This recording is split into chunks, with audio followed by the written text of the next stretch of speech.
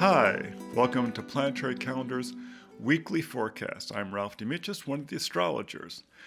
By the way, please, if you find our shows entertaining and interesting, subscribe to us on YouTube. It's a big help. Make sure you hit that little bell button that you get reminders about when the forecasts come up. Because what happens if there's like an amazing forecast and something is going to really happen astrologically and you miss it? Well, it wouldn't be our fault. We do our best to, give you a heads up, but push that little button. So I'm doing the forecast today for August 23rd through the 29th, 2021. We've got to be specific about that. Now, I have to tell you, I was so jealous of Lahni's forecast last week because she got 3 white circles, a black box day. I mean, all of them were in her forecast. There's no other ones on the entire month, which shows these, powerful, alignments happening. And she got the sun moving into Virgo, my sun sign, at the full moon over Regulus, the heart of the lion. I mean, whoa, that Sunday is really something, that 22nd. I was so jealous. So I would have paid good money to do that forecast. But I just got, after all that, this week is really very relaxed. So, and it's mostly positive. And the way you can tell it's positive is look to see whether the aspects are above or below the line. And if you notice on the Monday, the Venus trine Saturn are above. On Tuesday, well, Mercury's opposite Neptune. Neptune you don't notice as much. It's a planet you can't see. On the Wednesday, Venus is parallel Neptune. We don't really notice parallels that much. On the Thursday, Mercury is trine Pluto, above the line. On the Friday, we have the Sun trine the Moon, and the Sun parallel the Moon, above the line. On the 28th, there's nothing on the line. On the 28th and 29th, there's nothing on the lines. So, it's a generally easy week. There's no planets changing sign. There's no planets changing direction. It's a real easy week. Take advantage of it. Just live, enjoy. Except for that little Mercury entering Libra on the 29th. I was hoping you weren't going to notice. You see, I misspoke in my previous forecast. I said that the only ingresses that were taking place were in the week during the 9th to the 15th. I was wrong. Mercury's moving really fast. So on the 29th, Mercury does enter Libra. It's a fast-moving Mercury. It's great for communications.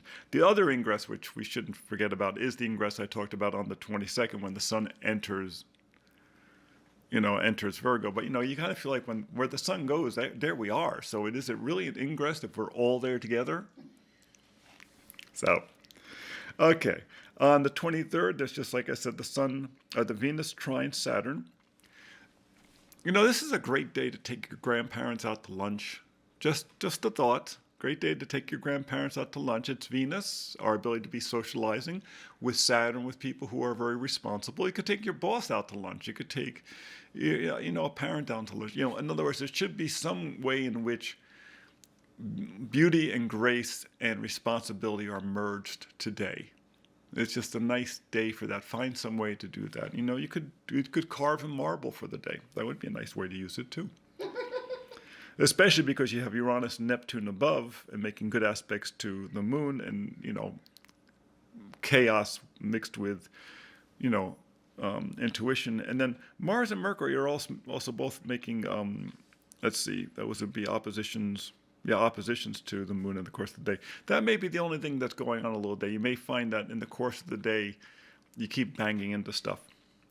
On the Tuesday, you have the Mercury opposing the Neptune. There's a void of course that runs throughout the morning with the moon in Pisces. Those Pisces moon void of courses don't tend to be real rough. Moon in Pisces is a real nice position. It knows where it is. But that Mercury opposing Neptune, you may have challenges that day between the practical things you have to do because it's Mercury in Virgo and Neptune and Pisces, all those things you could possibly imagine you could do. So there may be a certain point as you're going to work in the morning when you start thinking, I could just go to the movies instead. It's not up to me for me to decide for you. I'm just saying. Both are good decisions. The moon goes into Aries midday, so that Pluto aspect is actually early in the day. And then that's pretty much it for Tuesday. On the Wednesday, you have the Venus parallel the Neptune. Most people don't notice parallels. We use them in our forecasting. That's one of the reasons they're in there. When we're doing our forecasting, we want to know when planets are on the same rank, and that's what the parallels will tell you. Are they at the same rank? Are they having similar leverage? If they're in an aspect together, that matters. If there's no other major aspect going on, it's not a big issue. Saturn's making a good aspect to Aries, to the moon in Aries.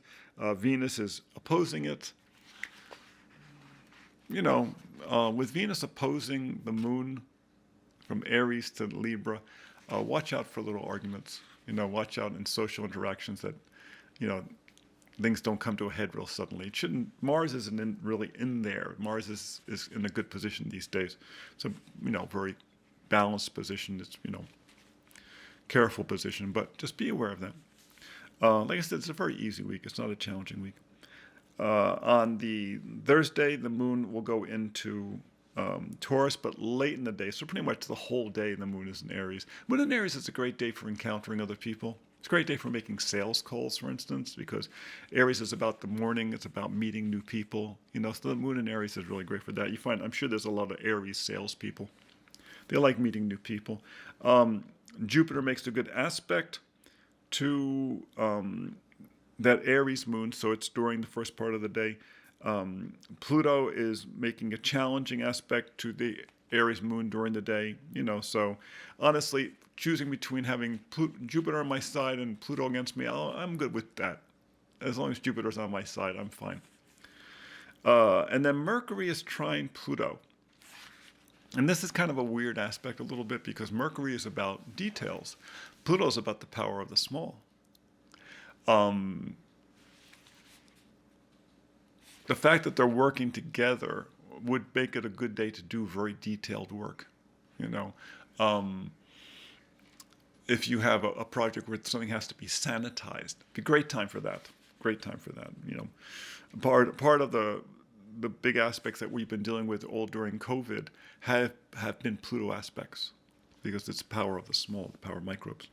How about a detox? Oh, good time for a detox. What a good idea. Because Mercury, after all, relates very strongly to the bowel. So maybe a good day to start a detox. You're after the full moon. You're coming up on that sun trine moon right after the full moon, which comes up on the Friday, which is a great aspect. It's where things really move along. And so this will give you a chance to get all your tools together preparing for a detox. Because it's good to do a detox in the late summer.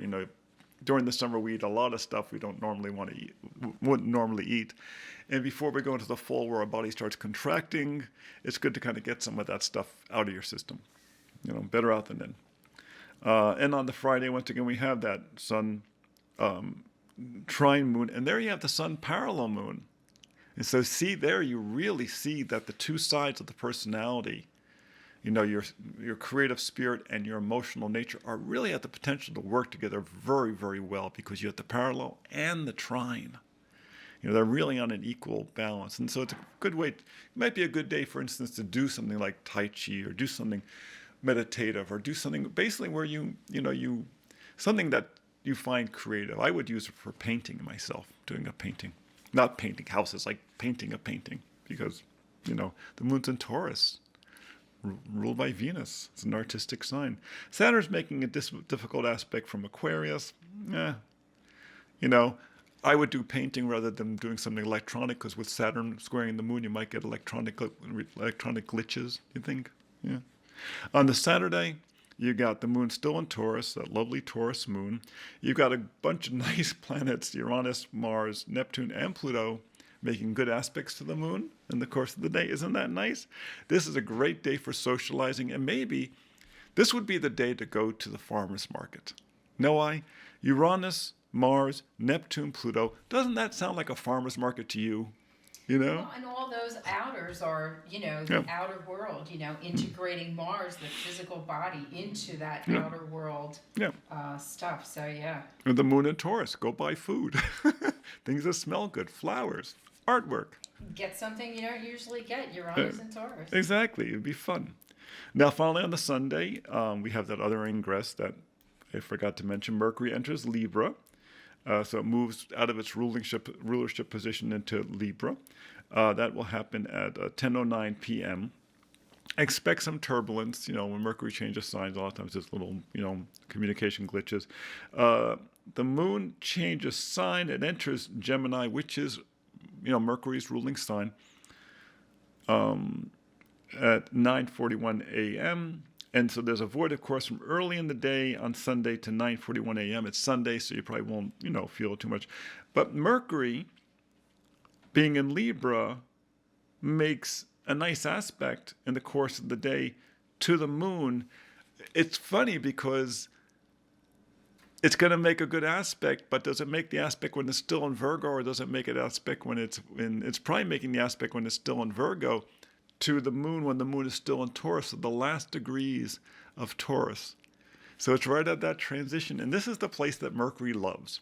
Mercury loves doorways. Mercury loves those transition points. He loves to, and this is part of the mythology of Mercury. That Mercury was the one that was the only of the deities, of the gods, who could travel easily between the physical and the spiritual. And it has to do with the nervous system and how our nervous system, our mind, how that functions, that we can translate to, these physical things that we pick up. And yet, our brain waves can transmit out huge distances to other people. It translates between those two worlds, from the physical world out into the spiritual world.